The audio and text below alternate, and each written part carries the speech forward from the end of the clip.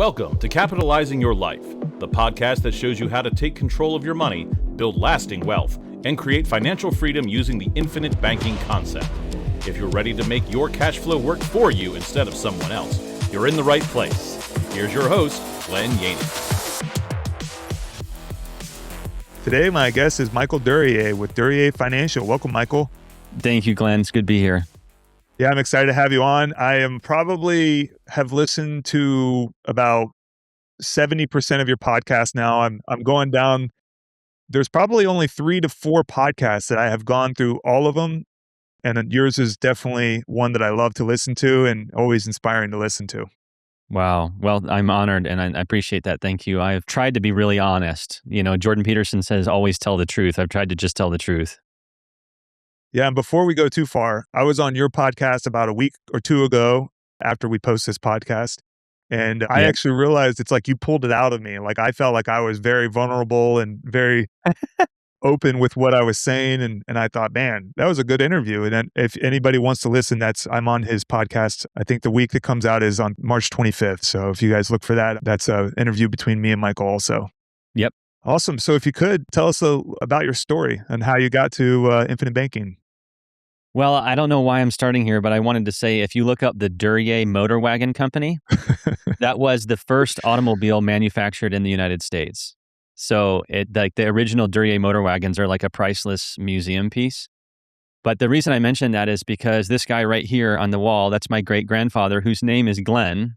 Yeah. And he lived in Southern Michigan, and he and the family were really involved in Southern Michigan and the automobile manufacturing companies. And when World War II started, they moved into Detroit so he could work in one of the factories. And then he got drafted into World War II. And he was training to invade Japan, my great-grandfather Glenn, and he didn't pass away until I was in college. So I knew him well and for like the first 20 years of my life. And he lived right down the road. And my parents made sure that we lived close and went to visit often, which was really awesome. But then the United States, we dropped the bomb. Many of you have probably seen Oppenheimer, all about that. He did a tour of the Pacific diffusing unexploded ordnance. And when he got back, he told his wife, Burl, my great-grandmother, I don't ever want to leave my backyard again. That's enough traveling for a lifetime. And he bought a jukebox and he put it in the Onstead Bar in Southern Michigan. And that was the beginning of Jessup Vending. So he and his son, my grandfather, Larry, were in business together, and they're a great inspiration to me in the entrepreneurial mindset. So by the time they sold their business in the 80s, they had like 3 warehouses and 15 trucks doing stuff all over Southern Michigan. And the real breaking point for me was reading Robert Kiyosaki's book, Rich Dad, Poor Dad, which is an explanation of the difference in mindset between an employee mindset and an entrepreneur mindset, and how they're really like polar opposites of each other, and how his dad was a university professor and his rich dad, his uncle, was an entrepreneur and all that. But basically, I was a professional musician. I got a bachelor's and a master's degree in music. I went to Notre Dame and I became a choir master and pipe organist. And my first job was at a big church called St. Bernadette Catholic Church in the DC area. And then we moved back after that. In 2016, we moved to Eastern Kansas to be near my wife's family ranch. And at that time, I had 2 children when we moved here. And one day, not long after we moved here, and I was working for the local Catholic church and teaching at the university and the school and stuff like that, music. And I just had this thought. And the thought was, and realizing now it was from God, but the thought was, what happens to your family if you die? And the real thought, and what it meant was like financially, what would happen? I was like, I've got about, $25,000 in savings just saved in the bank. And then the next thought was, I think I have a life insurance policy through, the archdiocese. So I looked it up and the death benefit was $20,000. That's how much I was insured for with a wife and 2 children. A stay-at-home wife who was homeschooling our children too. And she does an amazing job with that. And so when I thought that, I thought my great-grandfather and my grandfather were entrepreneurs and very financially successful. My dad is a CFO of a tomato grower company in Florida and a certified public accountant. And my mom's really entrepreneurial. And I grew up in this family that knows about money. And here I am with a wife and 2 children who would basically have enough money to bury me if I died. And that's the financial position that I'm in. And that was an alarm bell. And the next thought after that was, I don't know anything about how to build wealth. So I went to my brother-in-law, Josh, who is like a 6th generation row crop farmer here in eastern Kansas. When he was 19 years old, his dad got one of their big pieces of heavy equipment stuck in a power line and fried himself and was in the hospital for like 9 months. And so at 19 years old, Josh had to take over the family farm, like 3,000 or 4,000 acres of planting and harvesting and doing everything for the whole year. And he took it over and ran it successfully and did really well. Josh is really entrepreneurial. His main family business is the farm and the cattle herd, but he has ownership in multiple other businesses. And I just viewed him as somebody who clearly, even though he's younger than me, but I was like, okay, this guy clearly knows about money. And so I went to him and I said, how could I learn about how to build wealth? And he said, you need to read Rich Dad, Poor Dad by Robert Kiyosaki. Wow, I just got emotional.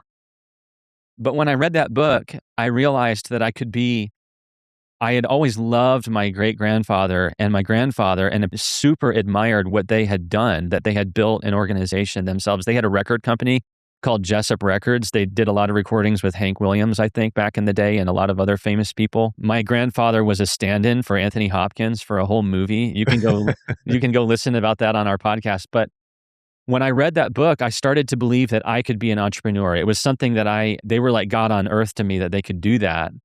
But I didn't think that I could be an entrepreneur and I could learn about it. But when I read Robert Kiyosaki's book, something about that made me realize that I could be entrepreneurial and I could get free financially and I could make my own decisions and make my way in the world. And so I started to pray that God would put men in my life. That was the specific prayer. Put godly, honest, hardworking, truthful, straightforward men in my life to tell me the truth about money and teach me this. And that was when this guy, Ray Poteet, came into my life, who lived right here in Lawrence, Kansas, only 60 miles away. And he was like 50 years in the financial industry and had a major transformation 30 years into that with basically, he said, I paid everybody all the money to get all the financial education. He was a chartered life underwriter, he had a CHFC. Basically, you're supposed to know everything about investments. He had all the financial education you could get. And then one day in like 2001, this little black book came across his desk. And he said, one day I just picked it up and started to read it. And he said, the more I read, the angrier I got. Because he was like, all this hundreds of thousands of dollars I spent on my financial education, and nobody ever told me about this. And so it's too simple. It is too simple. And it's a long story, but I got connected with him. I got my first policy from him. I was a client for 2 years. And then I started in 2018. And then in 2020, he called me and said, I want you to work for me. I was thinking about going back and getting my doctorate in music and then going wherever the job took me because I wasn't making enough money. But I was praying about what I should do. And he called me and said, I want you to work for me. And basically, he took me under his wing and I became like a son to him almost is how I felt. I did an apprenticeship with him from the summer of 2020 until March of 2023 when he died. I traveled all over the country just watching him teach infinite banking to people. And he used to call me, every once in a while he would call me and say, I need to share with you how you blew it. It was terrifying. I mean, it was horrible. He didn't do it that often, but every once in a while. And then I would always like defend myself and like argue with him. And then he would get mad. He's like, no, you did this and this and this. And then the last time he did it, his name popped up on the caller ID. I need to share with you how you blew it. And all I said was, Ray, you're right. I totally screwed that up. How do I fix it? And how do I avoid doing that in the future? And he said, time. And he hung up the phone and he never said it again. And it took me a while to realize, but what he was teaching me was, it's okay to mess up. You didn't wake up and say, how can I mess up today? You just messed up and you're allowed to mess up around me, but you need to admit it and you need to own it or you're not going to learn from it. And he taught me so many lessons like that were just ingrained into me and stayed with me. And he was the prophet in my life that really brought the dream of entrepreneurship alive and it made it real in my life. And it was awesome. And I'm just eternally grateful for it. So. Hey guys, if you'd like to learn more about the infinite banking concept and how to flow your capital through your own financing system, my team and I are here to help. With over 35 years of experience, we can guide you in building a properly structured whole life policy tailored to you and your family. See the scheduling link below. Now, back to the show. I think about the mentors I've had in my life, and I have some that have just reamed me, like just yelled at me. And it's because they care, Yeah. but at the same time, it's like it doesn't feel good at the time. No. And thankfully, I keep my mouth shut somehow and to not tell them to go do something else. And Yeah. but at the same time, it's like it sits with you after somebody lays into you that's a mentor. You got to really see where the person's at, like as in Yes. like a Ray Poteet being very successful in the business. It's like this guy is trying to tell me something that I'm missing, and I'm taking it personally right now. But I got to look through this criticism that he's trying to get a message to me. So I mentioned my friend Josh, the farmer. yeah, About 2 years into my mentorship, he called a friend of his and he said, "It is a miracle that Michael hasn't put a book through Ray's head yet." But I never did. Like I wanted to like give it right back to him. But for some weird reason, like I've done that to other people who try to, people try to do that when they're not really in a position to do that to you. And when they do that, like I'll come right back at them and shut them down. Yeah. But I don't know why, but I never did that to Ray. When he would ream into me, I would just take it and then learn from it. And it was kind of a miracle, but it was amazing. Yeah. So let's talk about IBC and how it's affected your life and really how you use it. Well, just what specifically? So really, like the way you think about funding your policy and like the way this capital works for you in your life. I don't know. It's really infinite. So we think like for me, I think to myself, I put money into my policy and then I wait for opportunities is really what's happening. I mean, I guess it could be as basic as that. Yeah. Well, I was talking to you before we got on, and it's on page 48 of Nelson's book, where he says, Sure. It always sounds a bit strange to people when I say premiums and income should match. Like when I saw how this worked, that it's just really weird that we're all conditioned to take every single dollar that we make and give it to the most wealthy financial institution in the world, called banks. And for free, they don't pay us anything for it. And when I saw that really bothered me. And so I tried to start putting as much money into even if I needed that money for other things, to pay for housing or groceries or other stuff. I was actually borrowing at the beginning. I don't recommend this. I'm just being honest. Like I went crazy. This broke my mind so much. I was borrowing money from a credit card to pay my rent on the house I was renting, so I could pay that money in premium instead of paying it in rent. And I'm not saying I recommend that. I'm just saying how crazy I went. And if you read further in the book, Nelson says it'll take you 20 years to get there, where you can actually take every dollar that's coming in and put it into premium before you put it somewhere else. It's not something you can do instantly. I was trying to do it instantly, and I kind of got sideways with it a little bit, which I can at times, which I can talk about. But basically, when I take that dollar and I put it into premium, that creates immediate present cash value that can never go backwards in value. And it creates multiple dollars of death benefit. And every time you do that, it just creates more cash value and more death benefit that you can then leverage and use for anything you want to use it for. And really, the way that ever since I started, I've been in a mental battle with myself, trying to unlearn two truths that weren't true. Nelson says, it's not what you don't know that's the problem. It's what you know that just ain't so. And so there's two things, like premium is an expense that I want to get rid of, and that's bad, and loans are bad. And neither one of those are true with IBC, but it's so ingrained into my heart, into my bones, into my gut, that it's just incredibly difficult. It's still harder than it should be to pay premium, and it's harder than it should be to take policy loans and to run up a policy loan balance and carry that. But it's just, when you understand how it all works, you understand that premiums are actually just one of the most powerful financial moves that you make, because it's the transfer of capital into a system that you control. And then a policy loan isn't actually debt. It's just a better way of moving money.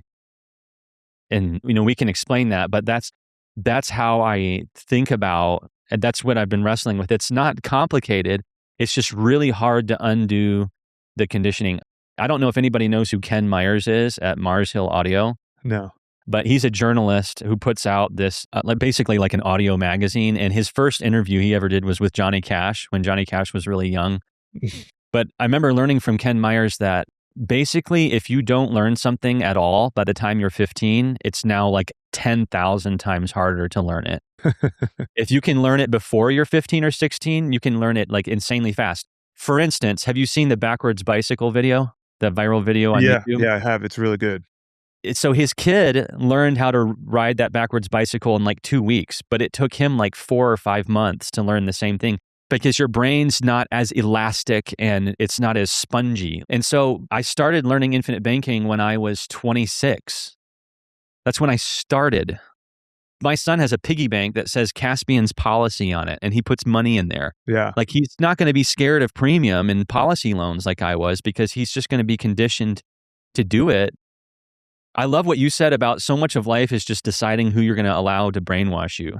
Like didn't you say that? Yeah, definitely. We all need brainwashing. It's just that we constantly have these ideas that come across that I don't know where I get them from, but I hold on to them and I believe the story that happens. And then somebody says something like, maybe you should put your money in a life insurance policy. And you think, why would I ever do that? Yeah. And so if you could, like the one thing when you were talking about borrowing, we're always borrowing money, or I guess you were saying the most efficient way, I'm putting words in your mouth, the most efficient way is to borrow money to pay for things. Like, could you elaborate a little bit more on that? Because I understand, but it kind of lost me a little bit. So let's assume that we're making a purchase because this is the absolute number one principle of infinite banking. If you don't grasp this one thing, everything else, it's like a row of dominoes. If you tip over this one thing, the whole quote unquote house of cards just falls apart. Like without this one principle, I believe that infinite banking would be a house of cards that doesn't work. Yeah. But this principle is true. It's absolutely true. And therefore, everything else in infinite banking is true. And it's the fact that you finance everything that you buy. So we think this would be like the third truth in the podcast that I've been trying to unlearn, the thing that I thought was true that just wasn't so. We think that when we pay cash for something, we don't pay interest. But there's an interest charge when we pay with a loan. Like if I get a loan and buy something, now I have to pay interest. But if I pay cash, I don't pay interest. That is false. The absolute basic principle of infinite banking is that idea is false. And the way that I explain that is this. Let's assume that you want to buy a new car and the price of the car is $50,000. Are you with me? Yes. And you have $50,000 in cash sitting in your checking account at the bank. And you're planning to go to the dealership and just write a check for the car and drive away. And you're not going to have a loan. And your banker calls you. And he said, hey, I heard that you're in the market for a new vehicle. And you're like, yeah, I am. And he goes, were you planning to pay cash? Yeah, I was planning to write a check. And he's like, okay, I've got a deal for you. Instead of paying cash for the car, what if you put the $50,000 into a CD at my bank? For 60 months, a 60-month CD, and I'll pay you 4% interest on the CD. And instead of paying cash for the car, I will loan you $50,000. You won't even have to make a down payment. I'll loan you $50,000 to buy the vehicle on a 60-month loan, and I'll only charge you 6% interest on the car loan. And he says, I promise you that at the end of the time period, you will have made more interest in the CD than you paid on the loan. And then he hangs up the phone. Yeah. I would have called that guy a liar. Like, wait a minute. You're going to pay me 4, and I'm going to pay you 6. But you're paying me more than you? And I remember one time Ray said, like, I got really mad. And then God told me, Ray, you didn't run the numbers. Yep. And he's like, and then I went and ran the numbers and I wasn't mad anymore. So if you run the numbers, the volume of interest is what matters, not the rate of interest. And this is what, so exactly. On a 60-month car loan, $50,000 at 60 months at 6%, it's about $11,000 in interest is what you pay. So you're going to pay No, excuse me. It's $8,000 in interest. You're going to pay $58,000 for the car instead of 50. But over that same period of time at 4%, the CD is going to earn $11,000 in interest. Yeah. And so what that's saying is, if you pay cash for the car, your interest charge is $11,000 because you gave up all the interest that you could have made if you had kept that money. So this is also called economic value added. Nelson talks about this in the book. But basically, you finance everything that you buy. You have to pay interest. This is a reality that nobody can avoid. You can lie to yourself about it, but the reality is going to still keep happening to you. And like saying that you don't have to pay interest when you buy something, it's like saying most people fall when they jump off a skyscraper, but I don't. I float. It's like, no, you don't float. You fall just like everybody else. You may not realize it, but you do. And so when I say that 4%, 6% thing, that's a life insurance policy. That's how it works. So instead of taking them, you don't ever take the money out of the policy. You just borrow against it. And yes, you're paying interest to the insurance company, but you're also earning interest on that same amount of money that whole time. But the difference is, this is the key difference. In the CD example, who controlled whether you could do the loan? The bank. That was the banker's decision. Yes. Who controlled when you had to pay him back? The bank. Who controlled what the penalties would be if you didn't pay him back? The bank. Who would control the foreclosure process if you really didn't pay him for a long time? The bank. After you pay off that full 60-month loan, who gets to decide if you can do it again on the next car? Because you're going to need another car. The bank, the bank, the bank, the bank, 100%. the bank. So that's the whole Brent Kessler told me did that presentation, and it blew my mind. And I've read like 20 books of infinite banking, and he did this presentation, and he told the same thing, the 6% loan and the 4% growth. And because of the volume of interest, CD, it's going to actually outperform the pay down of a 6% loan. And I did the calculation and I couldn't believe it. Yeah. And back to with what you were saying, the one thing that freaking it blows my mind. And I could tell you the reason why it's not exciting to talk about $50,000 and doing it once a year. But when you get to a point where you start to have more capital flowing through your system, buying cash flow assets that's flowing back into your system, it becomes where you become more and more liquid and more in control. That is the number one thing of IBC. That exact example is like the one that I love the example. That is the example that it was Super Bowl night this year that I watched the Brent Kessler presentation 3 times. Yeah. It was like on the way to the Super Bowl party, on the way home, and then I listened to it again. And it blew my mind. Yeah. Like that. And I was like, that's what they're talking about. Volume of interest. Yep. And that's because of Ray. Brent had the same mentor as me. That was what blew my mind. Ray would do stuff like that with numbers all the time. He would instantly see something. You're like, what do you mean? And he would say, blah, blah, blah, and you're like, holy smokes.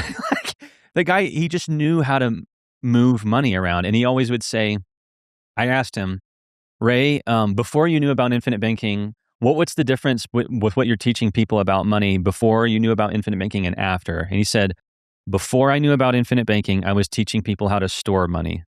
After, I'm now teaching people how to move money.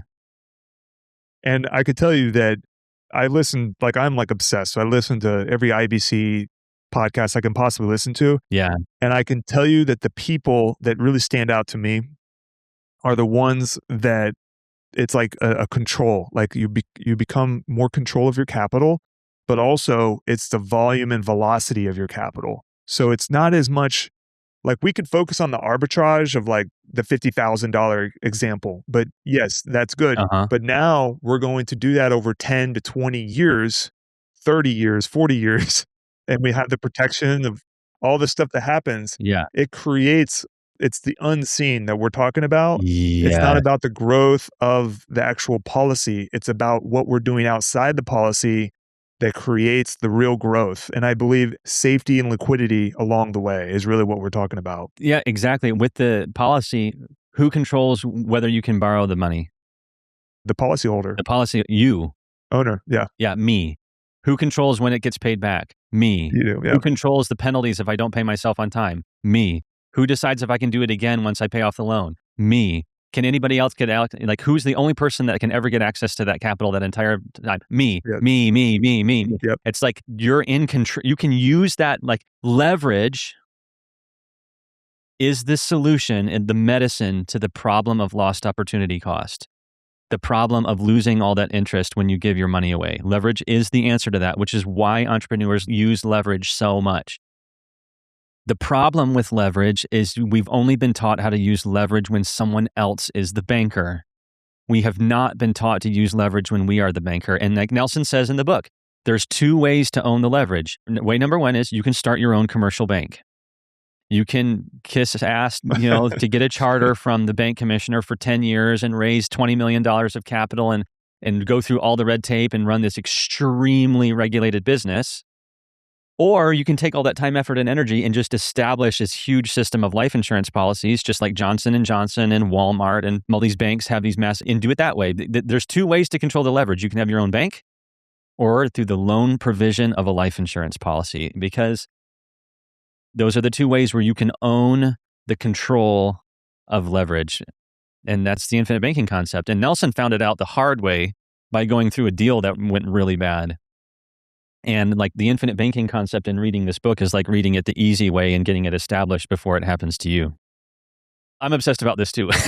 Yeah. So I would say that the one thing that I believe that I got caught up on when I was newly researching in it is really the capitalization phase of the policy. Yeah. And that's why my podcast is called Capitalizing Your Life, because I feel like everything needs a capitalization phase. Like if I'm starting a real estate portfolio, not going to make money on the first deal. You're going to have to reinvest. You're going to have to take all your profits, put it back in. Yeah. And even today, owning 650 units, still reinvesting, not really making, I might have some cash flow coming in, but it's going right back out to grow the portfolio, to get it stabilized. And then my new thing is that just stop buying real estate to be able to really experience cash flow because of all the capitalization that I've been focusing on. So really, if you look at, I've been in real estate for 15 years. 15 years of not making any money. I've growing this nest egg, this balance sheet that I'm creating. Yep. And the same thing happens in really business, but also with the actual infinite banking concept. But obviously, we don't have to wait for 15 years to do this. It's going to be within the first, year to 2, 3 to 4, you're breaking even with every, dollar for dollar premium, which is when it starts to really hum, Mm-hmm. I remember there's a video online of Robert Kiyosaki talking to Donald Trump. They're talking about how to buy real estate, how to borrow, how much they love debt. And they say, like, debt is like a loaded gun. You can use it to protect yourself, or you can blow your own brains out if you're not careful. And what they're saying is, make sure that you do everything you can not to get in a bad deal so that your investment can always pay the bank. And if your investment can't pay the bank, you better know every tiny little jot and tittle of how to arm wrestle and negotiate with the bank to save the money that you've invested in that deal. And Trump is a professional banker. Yep. Like his knowledge is he knows how to go into New York City and out-negotiate a bank that has a lien on a skyscraper. That's what he knows. And it's insane knowledge that he knows how to do that. Like every tiny little minutia of how to maneuver around whoever finances, whoever's got that building. So he'll find a skyscraper that's in foreclosure and the bank is being horrible about it. Like they've stuck everybody like stuck pigs and they're roasting them over the fire. And he'll go in and actually buy that building and negotiate a deal with the bank and turn it around. He did that with Mar-a-Lago too. The building I think you're talking about it in New York was just like nobody could turn it around. New York was a mess, a lot of crime at the time in the 80s. And he took over this property and he turned it around. And that was when Donald Trump was a Democrat, So anybody who wants to get political, he was Democrat, then he flipped to Republican. But anyways. I should have. Maybe you can edit out the Donald Trump part from the podcast if you want to. It's all good. I bring up anything I want. Yeah. So the one thing about Trump, he says, this is not IBC, but his line that says, he actually has 2 lines. Well, one line that he said, if you owe the bank $1 million, I love this one. Then you have a problem. If you owe the bank $100 million, the bank has a problem. And I love that. The one thing I like, and this is totally off topic, but what he says this one thing. He says, the good thing about real estate, when you're under contract, you can always change your mind. And that's really, if you think, I've done it so many times. I put deals under contract, do the due diligence, and then I just find out this isn't for me. I'm not going to do it. And then I end up backing out for whatever reason. But yeah, so that's just a little tangent on real estate. But we're going to bring it back to infinite banking. What were we talking about beforehand with really the capitalization phase? And really just we're building out this system, and we have to give values to what we're building. We're creating a system that doesn't rely on anybody except for the operator. Really, we're becoming owners, not renters of our time. And we're building out a system to create more and more ownership. It takes 20 years, is what Nelson says, to build out your banking system. And if you think about having meaningful capital go into these policies, I could easily see how 20 years from now that we wouldn't have to worry about the banking system after that. Yeah. Cool. Well, we're starting to run low on time. Where can people find you, Michael? DuryeaFinancial.com. You can look up the Duryea Financial podcast. My website's getting a facelift right now, and it's not that hard to find my personal number. You can text me or call me. That's how you got a hold of me. So Nelson's personal phone number is on the back of the book, and I never got to do this, but everybody always said that while he was alive, if you called that number, he'd pick up the phone and he'd talk to you. And so that's always my goal. You can find me on Instagram too. Awesome. Yeah. Whenever I looked you up, the first place I found you is on the Nelson Nash Institute website, and you can click find me that there number too. and it rang straight to your phone, and you called me back within 10 minutes. It was awesome. Wait, was it that fast? Yeah, it was within 10 minutes. I was just like, most people are too busy to talk. I've kind of was venting about it today. I was like, I'm kind of like turned off by this busy culture, and I'm like, are we really that busy to not call people back? And it's not like the people I'm not like calling or soliciting anything. It's just like everybody's too busy to do anything, So it's one of those things that I appreciated you calling me back. I was like, oh, somebody that actually calls back and doesn't act like they're too busy to talk to me. That's cool. Well, it's my favorite movie is the movie It's a Wonderful Life with Jimmy Stewart, and that movie is a contrast between a man who valued money over people versus a man who valued people over money and who really ended up wealthier.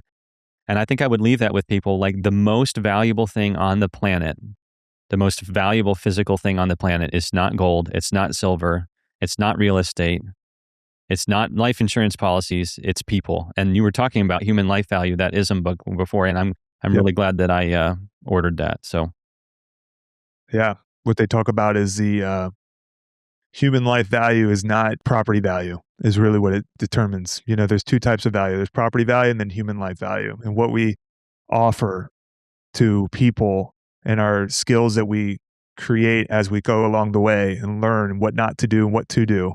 These are the things that work for us, And yeah, so I'm really, really happy to have you on, Michael, and thank you for being on the show. Thank you for having me, Glenn. It was awesome. It was so much fun. All right, thanks. Thank you for listening to the Capitalizing Your Life podcast. Please rate, like, subscribe, leave a comment, and share with someone who you think would enjoy listening.